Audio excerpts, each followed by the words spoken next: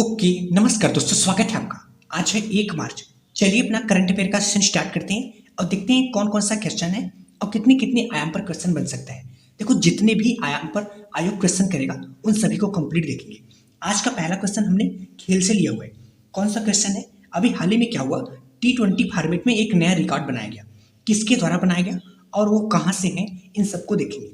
विश्व में सबसे तेज शतक टी20 इंटरनेशनल फॉर्मेट में किसने लगाया? इन्होंने टी20 का सबसे तेज शतक बनाने का रिकॉर्ड अपने नाम कर लिया। वो कौन है? वो है जॉन निकोल। ये कहाँ से है? ये है नामीबिया के। इसके पहले जो रिकॉर्ड था ना, वो कुशल मल्ला नेपाल के थे, इनके नाम पे था। इन्होंने 34 गेंदे पे 100 रन बनाया था। अभी क्या हुआ, जॉन निकोल ने 33 गेंदे पे 100 रन बना के इनका रिकॉर्ड तोड़ दिया। देखो, ये तो हो गया विश्व स्तर पे। अगर अपने भारत के स्तर पे बात करें कि सबसे तेज टी20 फॉर्मेट में किसने रन बनाया, तो वो है रोहित शर्मा। इन्होंने 35 गेंदों पे 100 रन। यहाँ पे ध्यान देना, 33 गेंदों। ये तो हो गया टी20 फॉर्मेट में। अगर ओडीआई फॉर्मेट की बात करें, एक दिवसीय जो मैच होता है 50 ओवर का, टी20 तो 20 ओवर का होता है। ओडीआई में एबी डिविलियर्स ने 31 गेंदों पे 100 रन बनाया था 2015 में, और ऑस्ट्रेलिया में बनाया था। समझ गए?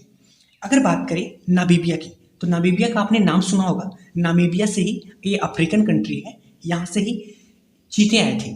जो चीता आया था ना, आपको पता ही होगा कहाँ पे आया था। कूनो राष्ट्रीय उद्यान, जो कि मध्य प्रदेश में स्थित है। नामीबिया की राजधानी क्या है? नामीबिया की राजधानी विंड हाक है। चलते हैं नेक्स्ट टॉपिक। नेक्स्ट टॉपिक भी हमने खेल से लिया हुआ है। एक्चुअली में क्या हुआ, अभी हाल ही में भारतीय हॉकी के जो सीईओ थे ना, उन्होंने इस्तीफा दे दिया। अब जो सीईओ थे वो कौन थे, इस्तीफा क्यों दिया, और सीईओ क्या होता है? सीईओ का मतलब चीफ एग्जीक्यूटिव ऑफिसर। ये क्या होते हैं? पूरे कंपनी के सबसे हेड होते हैं, अध्यक्ष से ऊपर होते हैं। समझ गए? अध्यक्ष कौन है? वो है दिलीप तिर्की जी। इसकी स्थापना 2009 में हुआ था। सीईओ कौन था? वो थी एलेना नार्वल। इन्होंने 13 साल लगभग कार्यकाल था। अभी हाल ही में इन्होंने रिजाइन कर दिया, इस्तीफा दे दिया। इन्होंने कारण क्या बताया?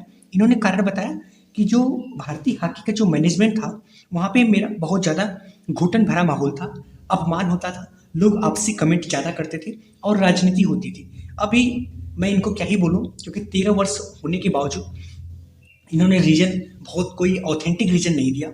ठीक है, कोई बात नहीं। अगर ये तो हो गया भारतीय हॉकी के। अगर बीसीसीआई सचिव की बात करें, तो जैसा है बीसीसीआई अध्यक्ष, देखो सचिव होते हैं एक होते हैं सीईओ, एक होते हैं अध्यक्ष। बीसीसीआई के अध्यक्ष कौन है? सौरभ गांगुली। अगर वही ये बीसीसीआई इंडिया का है। अगर आईसीसी इंटरनेशनल की बात करें, आईसीसी अध्यक्ष कौन है? Greg Berkeley. और आईसीसी सीईओ कौन है? वो है जियोफ अलारडाइस। समझ गए? चलते हैं नेक्स्ट टॉपिक पे। नेक्स्ट टॉपिक हमने राष्ट्रीय पहल से लिया हुआ है। हाल ही में पशु कल्याण के लिए राष्ट्रीय पहल वनतारा किसने लॉन्च किया, और ये वनतारा क्या है? तो किसने लॉन्च किया? ये रिलायंस समूह एवं रिलायंस फाउंडेशन के द्वारा शुरुआत किया गया, जिसके वर्तमान हेड कौन है? अनंत अंबानी जी। मतलब ये अनंत अंबानी के द्वारा शुरुआत किया गया। यह क्या है? ये राष्ट्रीय पहल वनतारा क्या है? वनतारा का अर्थ होता है जानवरों का सितारा। तो यह क्या है?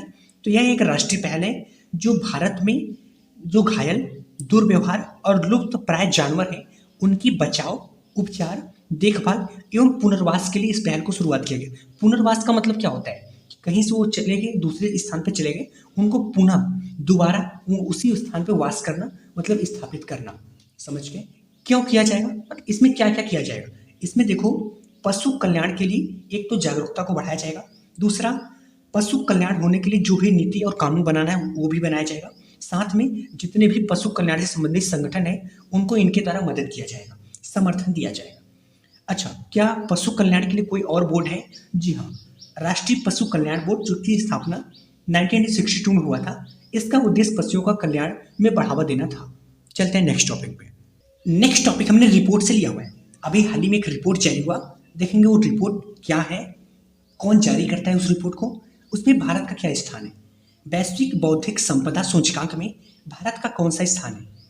ये वैश्विक बौद्धिक संपदा क्या होता है? देखो, बौद्धिक का अर्थ मतलब बुद्धि से होता है। तो ये जो सूचकांक है क्या है, समझिए सुन थोड़ा ध्यान से।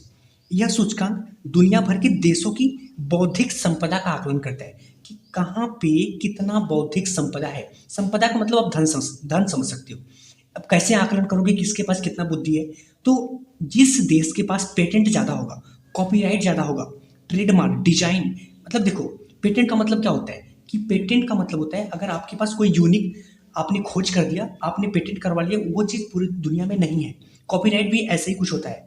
ट्रेडमार्क भी मतलब वो आपका यूनिक होता है। तो ये संख्या जिसके पास ज़्यादा होगा तो जाहिर सी बात है उनके पास दिमाग भी बहुत ज़्यादा होगा। तो इसके लिए मतलब इसका जो आकलन है ये कभी कारक डिपेंड करते हैं। अगर ये सभी ज़्यादा होगा तो आपके पास वैश्विक सूचकांक ज़्यादा है। इसमें जो शीर्ष देश है सबसे पहले नंबर पे यूनाइटेड स्टेट ऑफ अमेरिका आता है, दूसरे पे इंग्लैंड आता है। भारत का कौन सा स्थान है? तो भारत का स्थान इसमें काफ़ी खराब है, 42वां स्थान है टोटल 55वें स्थान में, 55 स्थान में से। समझ गए? इसको जारी कौन करता है इस रिपोर्ट को? इसको जारी करते हैं अमेरिकी चैम्बर ऑफ कॉमर्स के द्वारा जारी किया जाता है।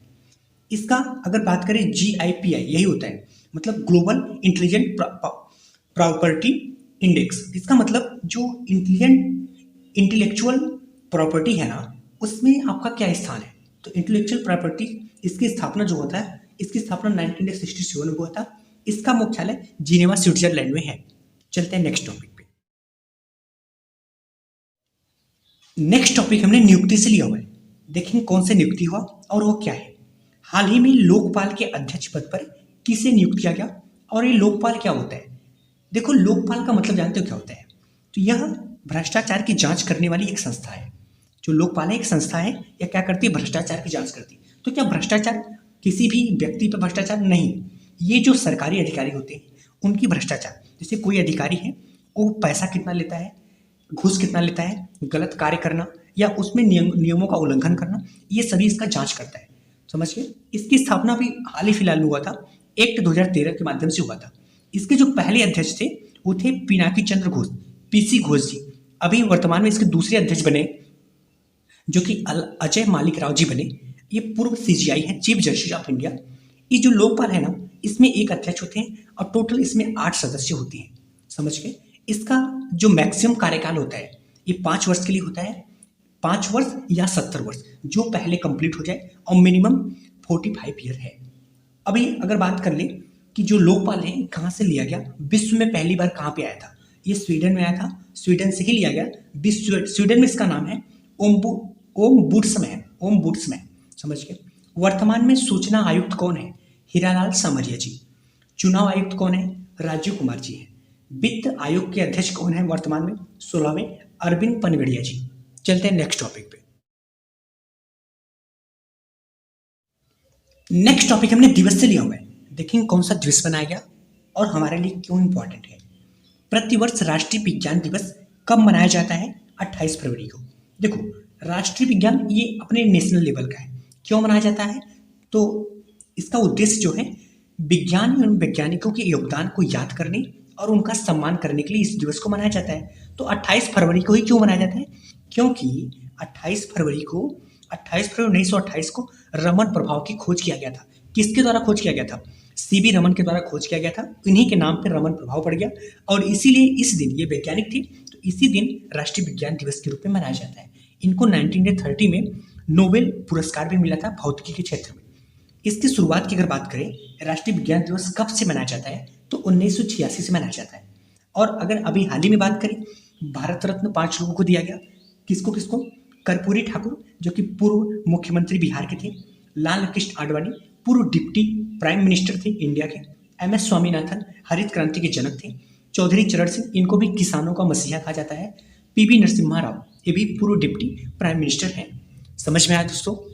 ओके दोस्तों, अगर आपको करंट अफेयर को शॉर्ट नोट्स के माध्यम में डिटेल में पढ़ना है तो आप फैमिली के हिस्सा बन सकते हैं। धन्यवाद।